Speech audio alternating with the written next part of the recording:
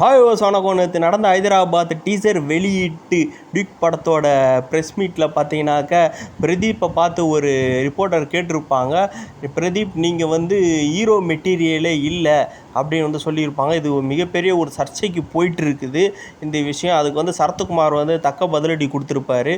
So இந்த படத்தோட ப்ரொமோஷனுக்காக அவங்க ஒவ்வொரு இடத்துக்காக போயிட்டு விளம்பரம் பண்ணிகிட்ருக்காங்க. அப்படி ஹைதராபாத் போகும்போது அங்கே பார்த்தீங்கன்னாக்கா ஒரு ப்ரெஸ் மீட்டில் இந்த கேள்வி கேட்குறது மன்னிச்சுக்கணும் அப்படின்னு சொல்லி தான் கேட்டிருப்பாங்க. நீங்கள் ஒரு ஹீரோ மெட்டீரியல் இல்லை, ஆனால் வெறும் 2 படங்களில் இவ்வளோ ஃபேன்ஸ் வந்திருக்கிறாங்க உங்களுக்கு, ரொம்ப அதிசயமான நடக்கக்கூடிய விஷயம் இது உங்களுக்கு லக்கா இல்லை உங்களோட ஹார்ட் ஒர்க்கா அப்படின்னு கேட்டிருப்பாங்க.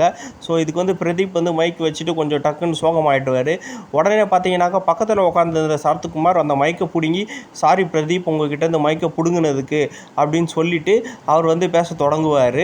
அவர் பார்த்தீங்கன்னாக்கா இந்த துறையில் நான் பார்த்தீங்கன்னாக்கா ரொம்ப வருஷமாக இருக்கும், 170 படத்துக்கு மேலே நடிச்சிருக்கிறேன், ஸோ எனக்கு பேசுகிறதுக்கு தகுதி இருக்குது அப்படின்னு சொல்லுவார். ஸோ எல்லாருமே இங்கே ஹீரோ மெட்டீரியல் தான் அப்படின்னு குறிப்பிட்டிருப்பார்.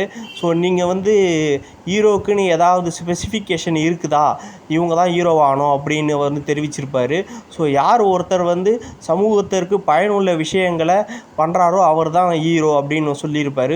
ஸோ என்ன மாதிரி வெறும் பாடி பில்டப் வச்சுருக்கவங்கள தான் ஹீரோன்னு சொல்ல முடியாது, டேலண்ட் இருக்க எல்லாரும் சொல்லியிருப்பாங்க. ஸோ அது பிரதீப் என்ன மாதிரி டேலண்டான ஆளுங்க ரொம்ப நிறைய பேர் இந்த ஃபீல்டில் இருக்கிறாங்க, ஆனால் இது எனக்கு நடந்து இருக்குது இந்த அதிசயம் அப்படின்னு சொல்லியிருப்பார். அது மட்டும் இல்லாமல் இது எல்லாம் கடவுளோட ஆசீர்வாதத்தால் தான் நடந்திருக்கு அப்படின்னு நான் நினைக்கிறேன் அப்படின்னு சொல்லியிருக்காரு. ஸோ மக்கள் எனக்கு அவங்களுக்குள்ளே என்னை பார்க்குறாங்க. ஸோ என்னோடய கேரக்டர் ஒவ்வொன்றையும் அவங்களாம் நினச்சிக்கிறாங்க.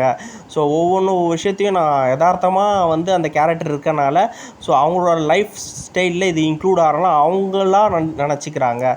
ஸோ அதனால் பார்த்தீங்கன்னாக்கா அவங்க மத்தியில் நான் எப்பயோ ஹீரோ ஆகிட்டேன்.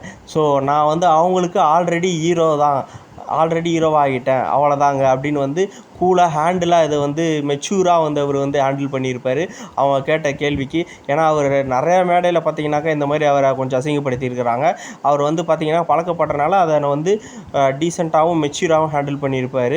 ஸோ இதெல்லாம் போகட்டும். அதுக்கப்புறம் பார்த்தீங்கன்னாக்கா படம் தீபாவளிக்கு ரிலீஸ் ஆகுது. ஸோ ட்ரைலர் பார்த்தீங்கன்னாக்கா வேறு லெவலில் இருக்குது. ஸோ எல்லோரும் ரொம்ப மிக ஆவலோடு எதிர்பார்த்துட்ருக்காங்க இந்த படத்துக்கு. தீபாவளிக்கு செம்மையாக இருக்குது. ஸோ டிக்கெட் புக்கிங் எப்போ விடுவாங்கன்னு ஆர்வமாக எல்லோரும் ரொம்பவும் எதிர்பார்த்துட்ருக்காங்க. ஸோ மிகப்பெரிய கண்டிப்பாக வெற்றி அடைய போகுதுன்னு தெரிஞ்சு போயிடுச்சு.